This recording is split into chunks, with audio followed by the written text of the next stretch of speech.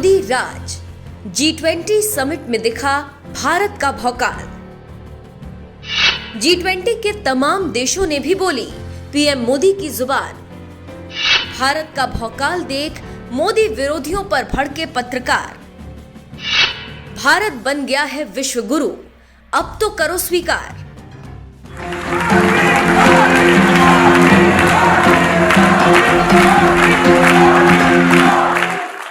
रूस यूक्रेन जंग की चर्चा, भारत की जंग ना करने की सलाह को साझे बयान में शामिल करना, रूसी राष्ट्रपति व्लादिमीर पुतिन की गैर मौजूदगी, चीनी राष्ट्रपति जिनपिंग की अमेरिकी राष्ट्रपति जो बाइडेन और भारत के पीएम नरेंद्र मोदी से मुलाकात, कनाडा के राष्ट्रपति जस्टिन ट्रूडो और जिनपिंग के बीच नोकझोंक,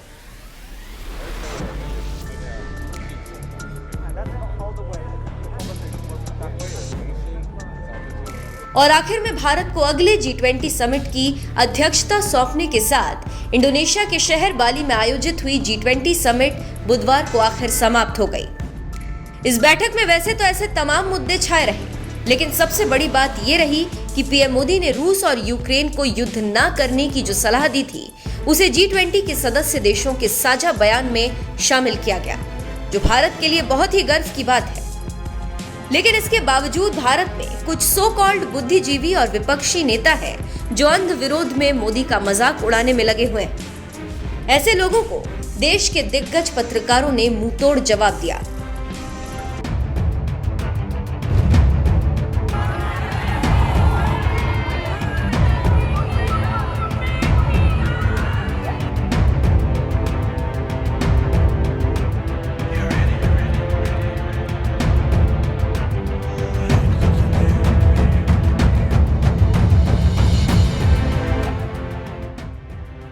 G20 समिट शुरू होने से पहले ही अमेरिका और यूरोपीय देशों ने रूस को इस मंच से घेरने का पूरा प्लान बना लिया था।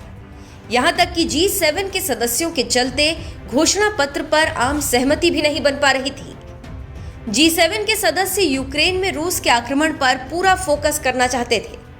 वैसे आपको बता दें, ये पहले G8 था जिसमें रूस भी शामिल था, लेकिन G8 के सदस्यों ने इस ग्रुप से रूस को बाहर निकाल दिया, जिसके बाद से ही ये G7 ग्रुप बन गया, जो G20 में भी रूस को घेरने की मुहिम में लगे हुए थे।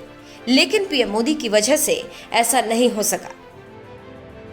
भारत के विदेश सचिव विनय क्वात्रा ने खुद बताया कि भारत ने G20 घोषणा पत्र को तैयार करने में रचनात्मक भूमिका निभाई। इसका परिणाम ये हुआ कि यूक्रेन रूस मसले पर दुनिया के बंटने की जगह प्रधानमंत्री मोदी के शांति के संदेश पर दुनिया के बड़े देश साथ चले।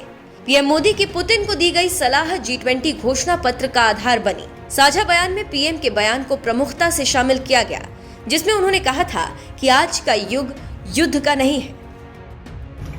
This is no time for war, और इस कॉन्फ्लिक्ट को रिजॉल्व करने के लिए डायलॉग एंड डिप्लोमेसी ही सबसे उचित माध्यम है। उस मैसेज का G20 समिट के आउटकम डॉक्यूमेंट के नेगोशिएशंस में एक कंसेंसस बिल्ड करने में एक बहुत ही महत्वपूर्ण भूमिका रही, उसका एक योगदान रहा, और एक सकारात्मक रूप से इसका उचित रूप से आउटकम डॉक्यूमेंट में जिक्र भी कहीं ना कहीं आया है। भारत की बात को आज पूरी दुनिया मान रही है, लेकिन ये बात भी शायद मोदी विरोधियों के लिए कम है, क्योंकि उन्हें तो बस पीएम मोदी का विरोध करना है। ऐसे विरोधियों को पत्रकार अभिषेक उपाध्याय ने लताड़ते हुए लिखा, मोदी से नफरत करने वालों को भी अब इस सत्य को खुले दिल से स्वीकार कर लेना चाहिए कि पीएम मोदी की अगुवाई में भारत ग्लोबल लीडर बन चुका है। यूक्रेन युद्ध के सिलसिले में पीएम मोदी की कही बात G20 के मसौदे का अहम हिस्सा है। ये पूरे देश के लिए प्रतिष्ठा का विषय है। इससे पहले एक और पत्रकार रुबिका लियाकत ने पीएम मोदी को सलाम ठोक रहे अमेरिकी राष्ट्रपति जो बाइडेन की एक तस्वीर पोस्ट करते हुए मोदी विरोधियों पर जोरदार तंज मारा और लिखा, कभी कभी बड़ा ताज्जुब होता है, मानो मोदी कोई कीवर्ड हो, लिखो, बोलो या केवल एक फोटो ही डाल दो और फिर देखो कितने कितनों को और कहां कहां तक करंट लगता है। अरे भाई, ऐसी भी क्या जलन कि देश के प्रधानमंत्री को दुनिया मान रही है लेकिन हम नहीं मानेंगे। हद है। बाली में हुई G20 समिट के दौरान ऐसे कई मौके आए जब भारत का भौकाल नजर आया। कभी जो बाइडेन खुद चलकर पीएम मोदी के पास आते हुए नजर आए, तो कभी फ्रांस के राष्ट्रपति इमैनुअल मैक्रों गर्मजोशी के साथ पीएम मोदी से मिलते नजर आए। यही नहीं, हिंदुस्तान के लिए इससे ज्यादा गर्व की बात और क्या हो सकती है कि जिस G20 ग्रुप में 19 देश और यूरोपीय यूनियन सदस्य के तौर पर शामिल हो, उस G20 के मसौदे में पीएम मोदी की बात को शामिल किया गया।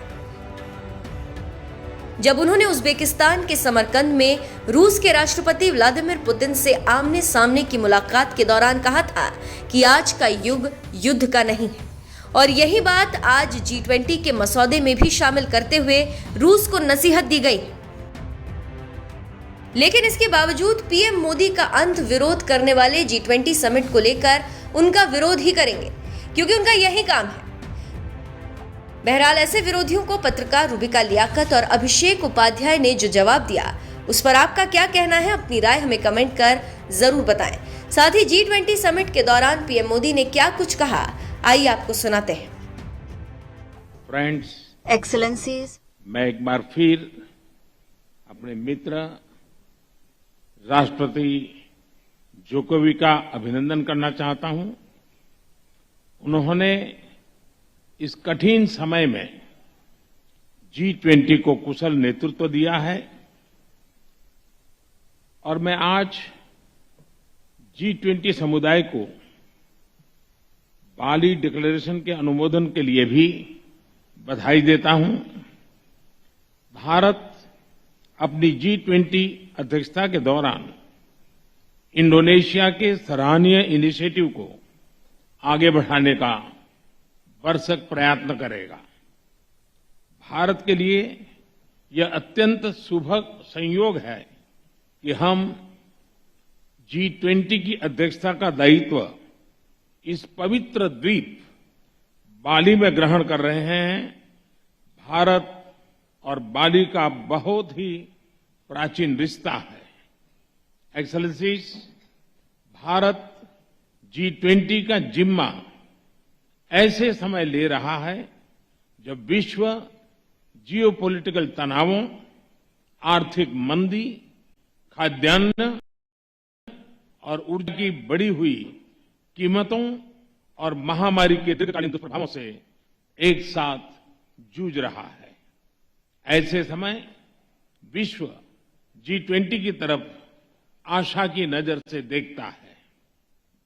आज मैं ये आश्वासन देना चाहता हूं कि भारत की G20 अध्यक्षता इंक्लूसिव, एम्बिशियस, डिसिसिव और एक्शन ओरिएंटेड होगी।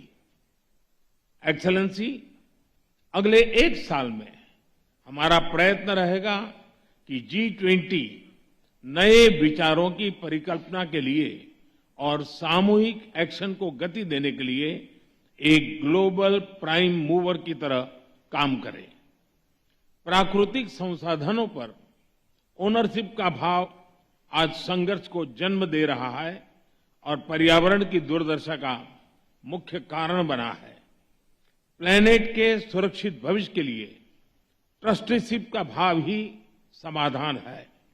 इसमें लाइफ यानी लाइफस्टाइल फॉर एनवायरनमेंट अभियान एक बड़ा योगदान दे सकता है।